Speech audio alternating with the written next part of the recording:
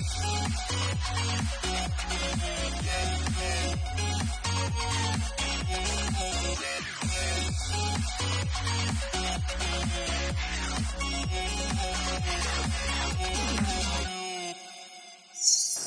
everybody, I'm April Diamond. It's Live with April Diamond on Hey Vegas TV during 30 Days of April, and we have tonight the 30 Days of April. The King, Vegas Nonstop, and many other shows. Give it up for Jonathan Scott. How come it's not 30 nights of April? Why does it have to be days? Well, because I do more during the day. That's what I heard about you. I think we should start with a toast. Okay, let's do a toast. Yeah. So, may the only pain you feel in life be champagne. All right. That's a good one, right? I like champagne. Yeah. This isn't champagne, but I'll take it. No, it's tequila. So like when water. did you start doing, it's so easy for me to start doing this. When did you start doing 30 nights of April? 30 Days of April actually started a few years ago when my producer, give it up for David Longoria, he came up with the idea. He said, why don't you do 30 Days of April as a promotional tool for people to get to know you and take your followers on social media with you wherever you go. And so that's, now it's developed into a yearly thing. And it's so funny because I've been called a promotional tool. Have you? I like saying where we're at. I always start with it. We're here at the Silver Sevens Hotel Casino at the corner of Flamingo and Paradise. Thank you, Silver Sevens. Here in fabulous Las Vegas, Nevada, where they've allowed us to come on in because I'm the entertainment director here to use the little space and answer any questions you may have about my illustrious career. Well, so Jonathan, what brings you to Vegas? You've been in Vegas a long time. Divorce. Okay. We could leave. No, actually, I was working here before. If you want the story, I'll tell you the story. I want the story. Joe Piscopo really was responsible for me coming to Las Vegas. Really? Yeah. My most of my friends, or a lot of my friends from Chicago, took care of Mr. Sinatra. I still call him Mr. Sinatra. And Joe Piscopo, if you remember from Saturday Night Live, was doing a Frank Sinatra tribute and impression. And he was hired at was the Las Vegas Hilton. Okay. And I had a cigar magazine at the time when cigars were all the rage, and Jack Daniels was my biggest advertiser. I see. And they wanted me. My friends asked me if I can get Jack Daniels as a sponsor for Joe Piscopo's show. Okay. Then it was called the Shimmer Showroom at the Las Vegas Hilton. Now, how long ago was that? I want to say it was like 2006. Okay. So like 17, 18 years ago. Okay. And cigars were all the rage. Everybody was smoking cigars. And so boys, girls, moms, dads, dogs, monkeys, everybody was smoking cigars. So by the time I got Jack Daniels to say yes, they'd sponsor Joe Piscopo Sinatra show, he got fired. So he left and I stayed. And I was with the Hilton for 9 years. I went through 4 managers. I went through Hilton, Colony Resorts, Goldman Sachs, and then the current owners, which is the Westgate. And I stayed doing sponsorships. So I was running Football Central for 9 seasons, which they still have in the big showroom, which was Elvis's showroom. I produced the U.S. Marine Corps Toys for Tot show for 4 years, and you couldn't even get a parking spot. We'd have 100 people on stage. We fill up 6 semi-trucks with toys for the kids, which was the whole thing for the Marine Corps and Toys for Tots. And so that was great. So I wound up, when I did get divorced, I wound up moving here. And I was already commuting every 3rd week. I was coming back and forth from Chicago? Coming back from Chicago to Vegas, and so it was an easy transition to move here and work with the Hilton. Right.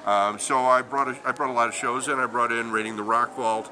Paul Shortino from Quiet Riot brought it to me. I brought it to the property. I did Comedy After Dark. But mostly I hosted football and brought sponsorships into the football, because the Football Central is what it's called. It was a great promotion because it runs for 21 weeks, which is almost a half a year. Right.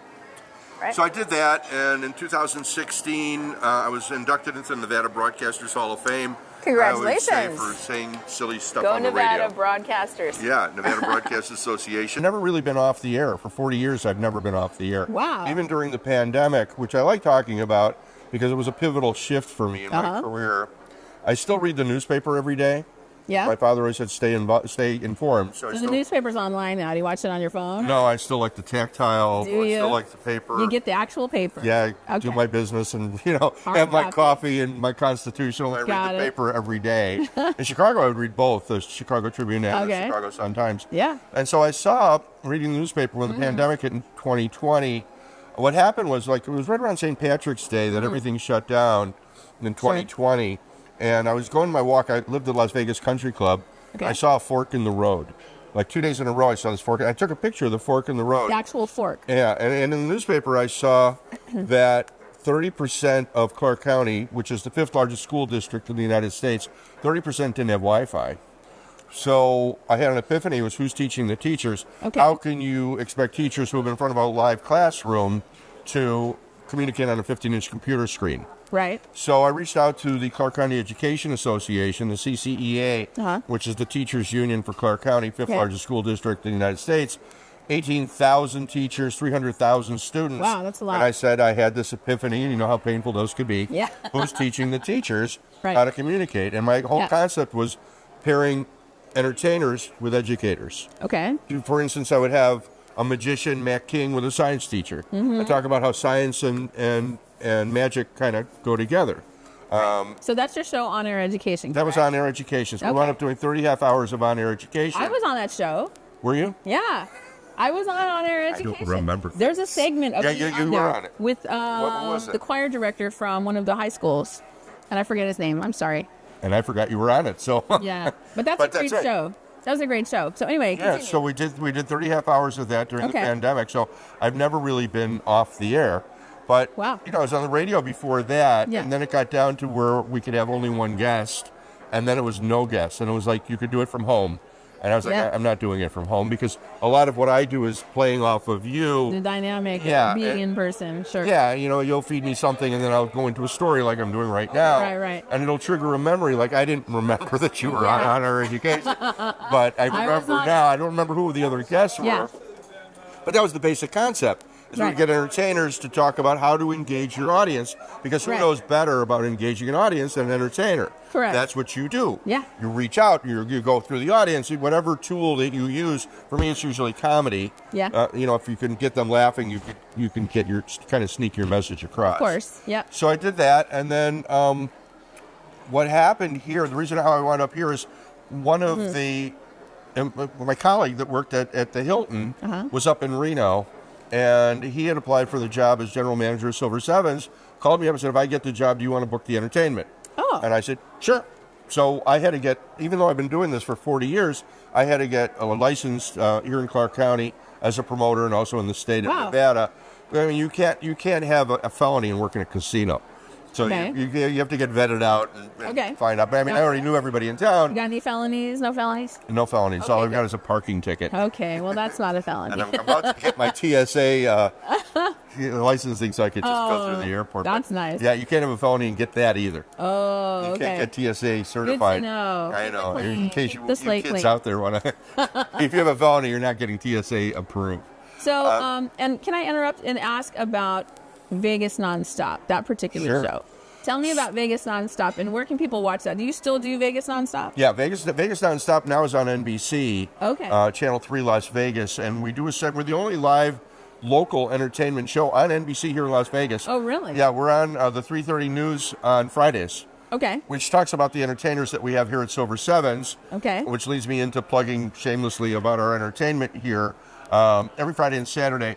One of the things that locals really are bothered by is $40 for parking and $25 for cocktails. And, you know, before you step out of your car, you've already spent $100. True. So at Silver Sevens, we've got free parking, no cover charge for the acts downstairs, $7 cocktails, nickel slots, $21 prime rib. Back to vintage Vegas. Why people would come to Vegas was the value and having a good time. Nice. And vintage Vegas. That's a really interesting point because back in the day, back in Vegas earlier in the days, you used to roll up and just park in the parking lot, and you would go in and have your, you know, your lunch or whatever, and you do the slots, just like what you're saying. Yeah, 99-cent shrimp cocktails and, you know. 99 cents. But it's not like that anymore. Now you have resort fees when you stay, and now you have to pay the valet, and it costs like, what, $30 to park in some of the major resorts? Some of them it's $40. Wow, that's a lot. So yeah. So we're at Paradise and Flamingo, very easy location. Yeah. And we started in July of 2023. We started booking entertainment in the Nickel Deuce Lounge downstairs, and then it took about 6 months to get up here. We're on the second floor, which is smoke free, a dinner showroom going. Nice. So we're about 1 month into that right now, and we're about to sell out on our Thunderdome Queen Tina tribute show, which is coming up. And you know, we fortunately, because of my time on the Morning Blend here on television and on radio, I know almost every entertainer in town. Nice. So we get the really cream of the crop. You know, we have Stephanie Calvert, who was the lead singer of Starship. Yeah. We've got John Wiedemeyer, who's still the guitar player for the Beach Boys. Nice. So, yeah. So we've got them on a regular basis. That's amazing. Kelly Vaughn is she's a kind of a very resident. well-known local talent. Yeah, Very well-known. so we get the best of the best. We put some money in our friends' pockets, and we pass it on to our guests that want to come and just have a good time. Right. Fridays, we're doing Latin nights on Fridays downstairs because it's a big part of our community, and Latin people love to come and dance, and we love that. So you like the Vegas, you like the vintage Vegas, you like providing entertainment, you like to put smiles on people's faces, you like the energy. What is it about Vegas entertainment that you love so much and that you like to talk about it on the radio and your shows and that kind of thing? Well, you know, we have 110 shows a night. Wow. So why are they going to come to yours? I always ask people that. Why are they going to come to see April Diamond? Yeah. What's going to make you stand out from Adele and, you know, the A-level shows that are here, you know, and what value are they going to get? Well, I mean, maybe they'll get to know you a little bit where they're not going to get to know Adele. Adele's not going to be walking through the audience on break, but April Diamond probably will say, hey, how's it going? Yeah, what do you want to drink? And, you know, you're become a part of the community. Sure. And that's, I think, part of the entertainment community here is very supportive. Yeah. And I think you'll find that to be true for the most part. Yeah. You know, if they can lend a hand, a lot of our singers come on their off nights to support their friends and their other singers.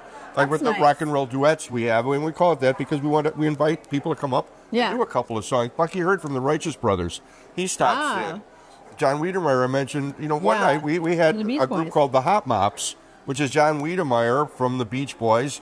We had... They're called the Hot Mops? Yeah, Joey Melody, who's Barry Manilow's keyboard player. Okay. Barry Manilow, if you guys know who Barry Manilow is. He's like Mr. Vegas. Well, you know, I like to say also that our audience, my audience, is a little bit of an older audience.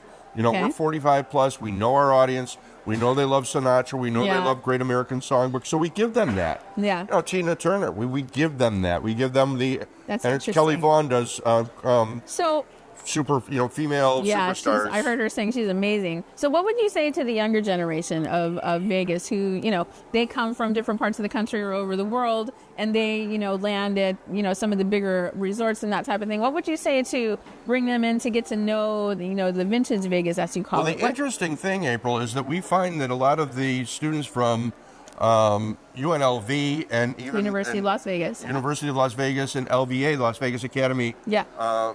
They know the Great American Songbook. That blows me away. Do they? These kids, they come in and they know Stardust and, you know, they know the Great American Songbook, and it knocks us out. I mean, we had our sound man is a UNLV student. Wow. Zach, he comes in, he's a drummer, and he brings his friends in.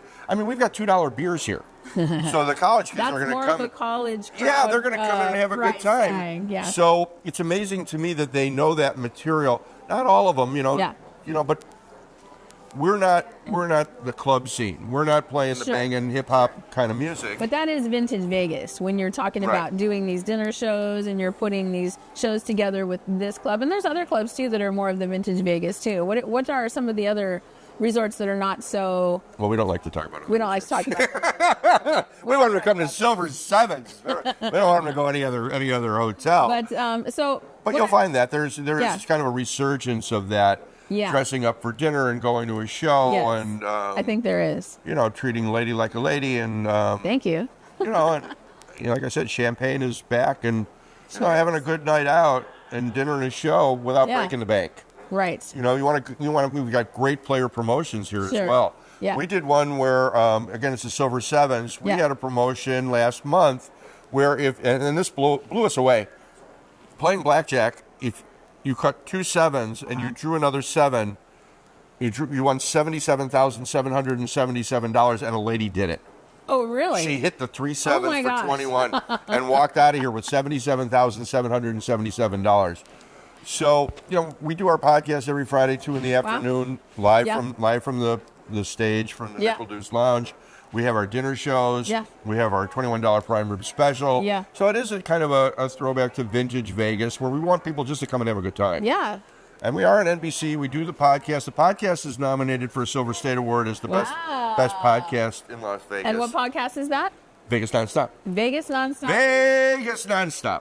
Just like that. Nominated for, what is the award again? Silver State Award. Silver State Award. So congratulations on that. Yeah, thanks. And what's the future for you? Are there more shows that you're creating, or what's the next step? Well, I'm always producing, and we've got 3 different shows in development right now. I've shot a pilot on a show that I actually shot 2 pilots in L.A. Mm-hmm. It's called My Famous Family. Because over the 40 years that I've been doing this, I've met sons and daughters, brothers and sisters of very, very famous people. Right. Manny Davis, Sammy Davis Jr.'s son, Stephen Bogart, Humphrey Bogart and Lauren Bacall's son. Yeah. And they've got stories. Our quid pro quo, if you will, is that they have to be doing something interesting other than just being a famous person. Right. Oh, in L.A., you live in L.A., we interviewed Eden Albert, Herb Alpert's daughter, who runs and owns Vibrato. Yes. Herb Alpert's Vibrato Grill and Jazz Club. I've seen Eden Albert, and I've been there, and I've performed there, too. It's a great room, and we've got rooms that are opening up here in Vegas that are kind of like that vibe, and it's a great restaurant and a great vibe. So I'm working on that show. Nice. I've got a chef show that I'm working on. Okay. And I'm going to LA a lot more and trying to bring some more talent. And we've got a comedy show coming up here with Shay Matash, who's just hilarious. So, they kind of let me do whatever I want to do here at Silver Sevens. Nice. Entertainment-wise. Yeah. And so we're pretty much having fun, and we want to share the fun. That's amazing. That's great, and I love that. And I feel like that you have. Like you say, that you're bringing a show together with some of the older A-listers, or that have passed on, and then their kids have carried on the legacy and that kind of thing. Like, do you think there's a resurgence of interest in old Vegas, and maybe that younger generation really wants to know more about that, and they're sort of endeared to learning their stories? I do. I find that the younger generation are dressing up a lot more. Oh, really? I'm seeing that happen. The end of the cargo shorts and the flip-flops. And the yard high, we still get, the tourists that are walking up and down Las Vegas Boulevard like that. But, if they're going to spend $1,000 to go see U2, or somebody like U2, they're going to make a night out of it, and they're going to spend some money. Sure. And they deserve to have a good time. Yeah. So, we still have the best. Every great chef in the world is here in Las Vegas. Really? You name a great chef, and we've got him here in Las Vegas. So if you're a foodie, Vegas is definitely on your hit list of a place to go. So I've got a question for you. All right. What do you dream about? And I want you to sing the answer. I want you to sing the answer of your dream, an April Diamond dream. Sing it. Diamonds are a girl's best friend. How about that? I dream of diamonds. A kiss on the cheek might cut. So continental. Something like that. But diamonds are a girl's best friend. I like musical theater, too. Yeah. I dream of diamonds. I'm Johnny Emerald, and this is April Diamond. And we're doing a jewelry show. That's a jewelry show, yeah. What do you really dream about? Me? Yeah. I dream about, what I'm doing now and going beyond that, and dream about my upcoming tour and finishing the album, and, doing all the things that I thought were impossible and are now possible. So, as an artist, as a singer, I was a voice coach for a long time. I still am. But being a singer and a recording artist and a charting artist, and I just did a TED Talk, publishing 3 books this year. I'm doing all the things I ever dreamed about, and those are the things. It's just, making progress and doing things that in my family and in my area and neck of the woods, they've never done before. So I'm excited. Do you come from a musical family? I do. Tell me. My grandmother, she was the instigator of April Diamond singing. She used to play the organ and the piano when I was a little girl in church, and she told me, "Sing, baby girl, sing." I tell this story a lot. And she just really hounded me, came after me to sing. And so I started singing because she wouldn't leave me alone, and then it became a thing, and I caught the bug, and I always sang growing up. I sang in musicals, I sang in the church. I found a producer in college and started singing on other people's records, and then I started making my own singles. And it just kind of grew from that. So I chose to do the thing I love to do, and I listen to Grandma. I find it, and I wonder if you agree with me, I find it easier now with our smartphones for pretty much anybody that has something to say to be a broadcaster. And I kind of feel that from your perspective as a singer, now it's all about drops and influencers and social media. Do you find that, I mean, in my mind, it seems like it's easier, it certainly is as a broadcaster, and it's all about the audience, and I say this every day, that, we're lucky, we get about 1,000 impressions a day on social media. That's great. And 95% are local here in Las Vegas. I know our audience is 45 plus, 50-50 men and women. And so, we play to our audience because, again, it's all about audience. If you don't have an audience, you may as well just go have drinks and coffee with a friend. Sure. But do you find it's the same? It's easier in a way for recording artists or people that have something to say or sing to get their message or get their music out there? Yeah, with the evolution of social media, for sure. That's a much better platform where you can gain a following, you can gain your audience by putting your music out there. That's, my streaming. So now I stream live with April Diamond, which is what I'm doing here with you on Hey Vegas TV.